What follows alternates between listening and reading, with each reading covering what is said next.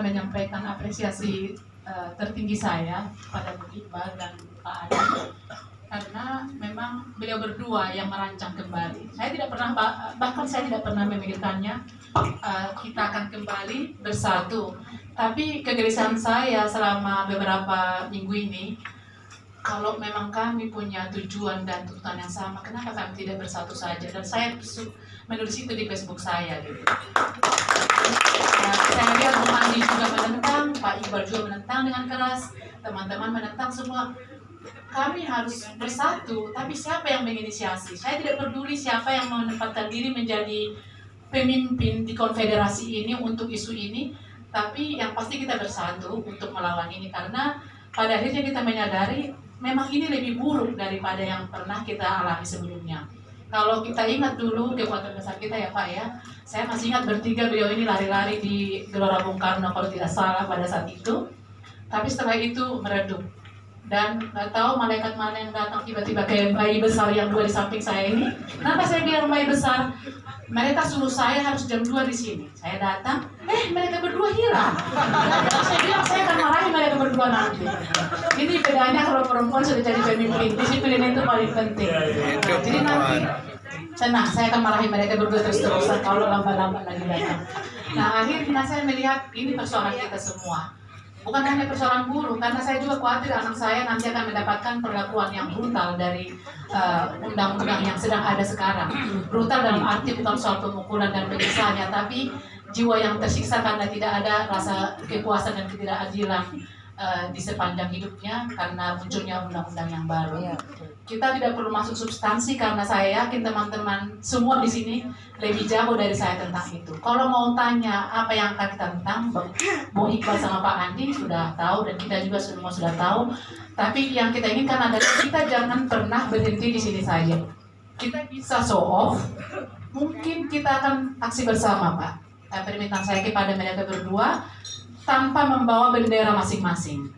Hanya bendera MPBI yang kita bawa, dan saya kira itu nanti akan sebuah kekuatan besar, dan itu akan menjadi warning kepada pemerintah dan kepada stakeholder yang memang mengeksklud kita daripada tripartit yang dimaksud. Jadi kawan-kawan tetaplah berjuang sama kita.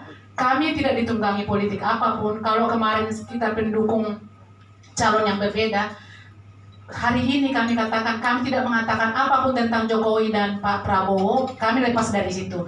Yang kita inginkan adalah kami ini sebagai pemimpin buruh di konfederasi, karena kami sudah memilih berjuang lewat ini, dan kami akan meneruskan perjuangan itu terlepas kita tidak akan pernah mencapai 100% apa yang kita inginkan, tapi suara kita pasti didengar, apalagi dengan didukung oleh teman-teman yang ada di sini.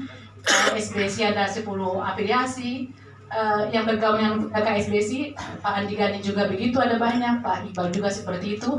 Dengan kekuatan ini kita rasa inilah kekuatan, kekuatan itu didasari oleh jumlah. Jadi ketika kita bergabung seperti ini, akan banyak orang yang terganggu dan banyak orang yang kurang pulas tidurnya karena sudah mulai terancam dengan kehadiran kita.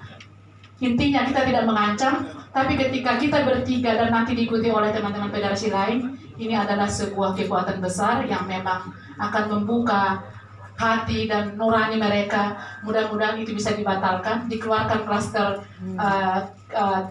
cipta kerja dari RUU Omnibus Law. Dan saya sih tidak bisa mengatakan kita bisa sekuat 212.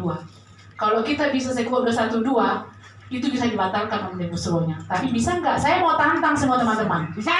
Bisa nggak kita mengeluarkan kekuatan sampai itu batal? Saya tantang. Bisa nggak? Bisa!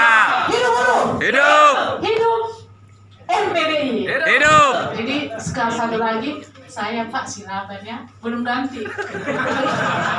Tadi saya bilang, saya dengar yang penting ada bannya katanya. Saya langsung mau membunuh sekarang. Demikian, wassalamualaikum warahmatullahi wabarakatuh. Tidak tahu, tapi yang kita inginkan adalah kita jangan pernah berhenti di sini saja. Kita bisa show off, mungkin kita akan aksi bersama Pak. Nah, permintaan saya kepada mereka berdua, tanpa membawa bendera masing-masing. Hanya bendera MPBI yang kita bawa, dan saya kira itu nanti akan sebuah kekuatan besar, dan itu akan menjadi warning kepada pemerintah dan kepada stakeholder yang memang mengeksklud kita daripada tripartit yang dimaksud. Jadi kawan-kawan tetaplah berjuang sama kita.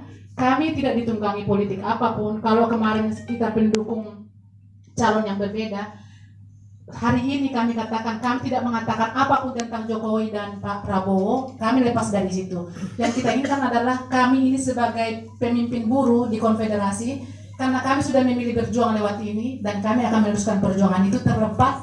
Kita tidak akan pernah mencapai 100% apa yang kita inginkan, tapi suara kita pasti didengar, apalagi dengan didukung oleh teman-teman yang ada di sini.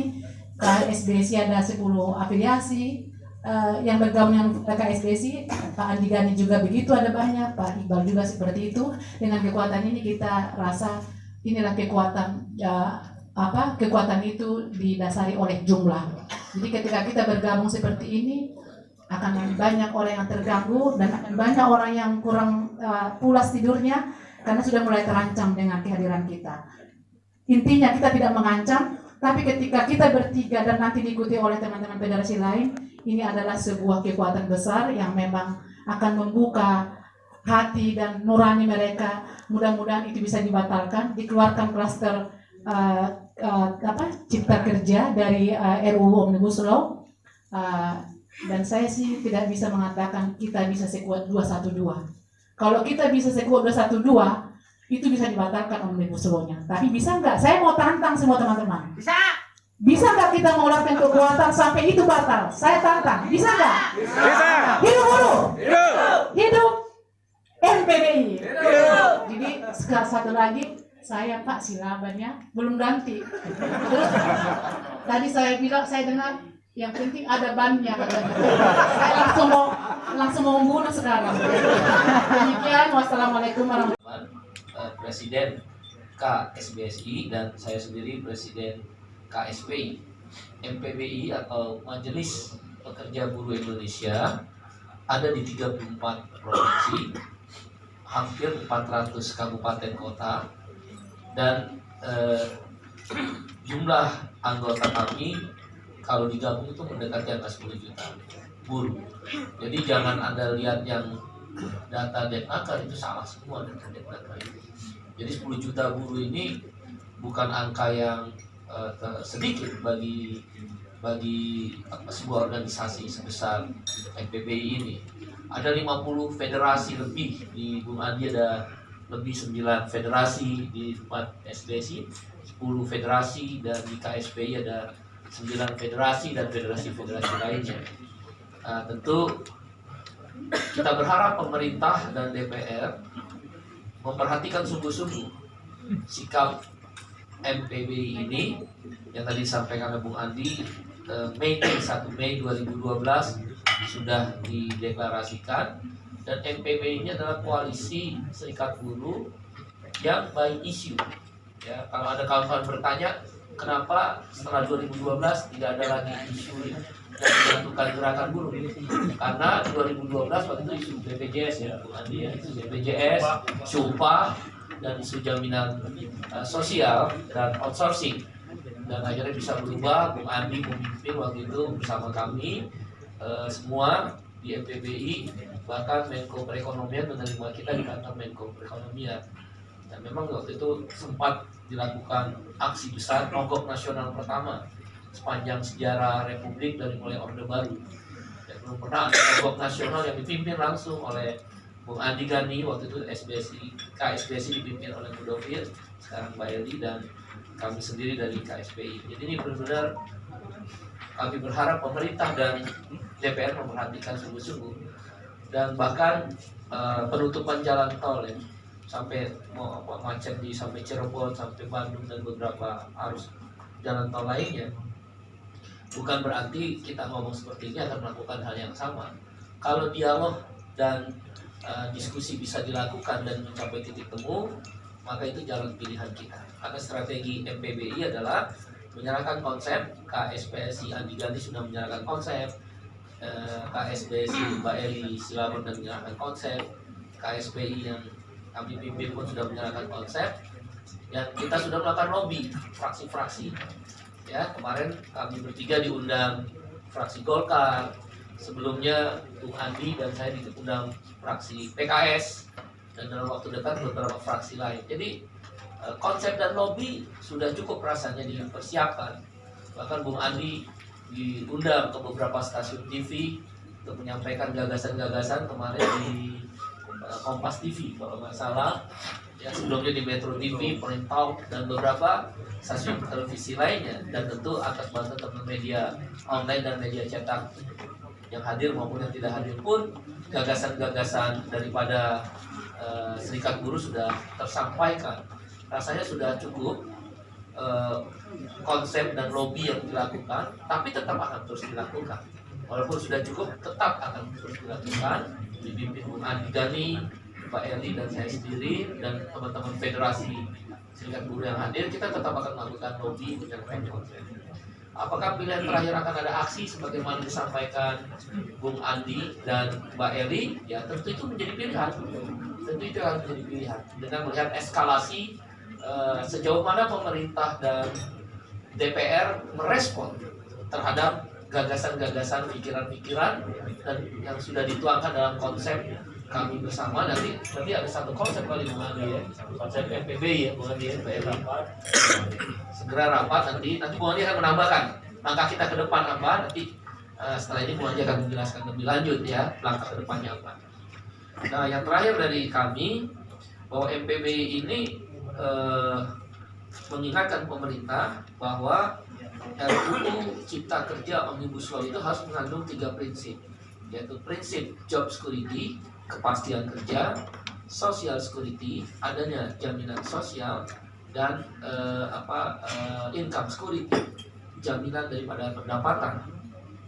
Dari tiga prinsip ini ternyata tidak dikandung oleh RUU Cipta Kerja Omnibus Law, dan kami menemukan ada 9 alasan kita menolak ya. Yang pertama seperti kawan tahu, saya ulang kembali. 1, hilangnya upah minimum. 2, hilangnya pesangon.